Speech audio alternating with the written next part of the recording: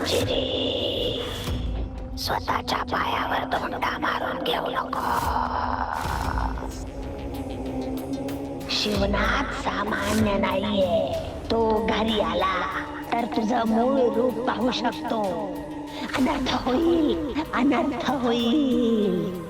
मार्शरी, आजपर्यंत खूप अपयश पचवलंय मी, पण आता नाही. आता यश मिळवण्यासाठी मला हा धोका पत्करावा लागेलच. मनुष्य आणि आत्म्याची जोडी तोडण्यासाठी माझी ही खेळी यशस्वी ठरेल असं वाटतंय मला. तू अग्नीला आमंत्रित करते आहेस. मला माहितीये मी अग्नीला आमंत्रित करते, पण मला हेही माहितीये की त्या अग्नीत मी नाही, अंबिका आणि मीरा होरपळून निघतील. दोघी बहिणी एकमेकींच्या शत्रू होतील. मीराच्या वाढदिवसाला मी विस्फोट घडवून आणणार आहे. घरातल्या नात्यांचा विस्फोट.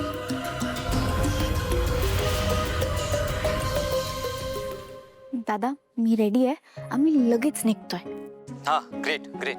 हे बघ, बाकी सगळं सेट आहे. तुला फक्त मी सांगितलेलं काम करायचं आहे अनन्या. डोंट वरी, मी करते ना सगळं.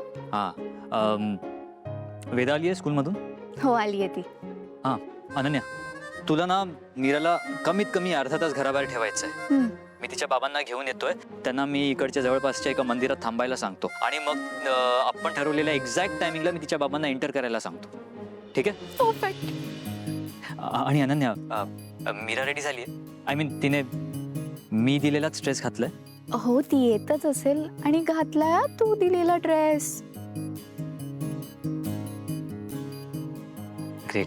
आणि बाकीचे सगळे तू सगळ्यांना समजावून सांगितलंय ना की काय करायचंय, कुठून यायचंय, काय सरप्राईज आहे वगैरे वगैरे? दादा, तू ना उगाच टेन्शन घेतोयस.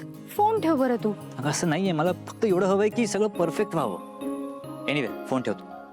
Okay, bye. अच्छा, असं आहे तर सगळं. तरीच म्हटलं अथर्व मीराचा वाढदिवस विसरणारच नाही. मला कुणीच अजून विश केलेलं नाहीये. वेदाचे बाबा सुद्धा निघून गेले. बड्डेचा विषय तर मागच्याच महिन्यात निघाला होता ना. तरी कसे विसरले सगळे?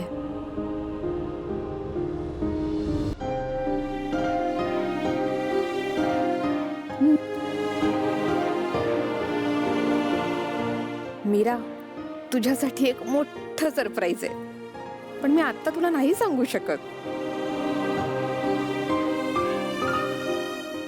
मीरा,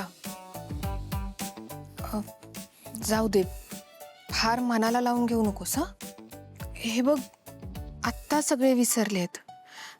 पुढच्या वर्षी सगळे एकत्र मिळून तुला विश करेल.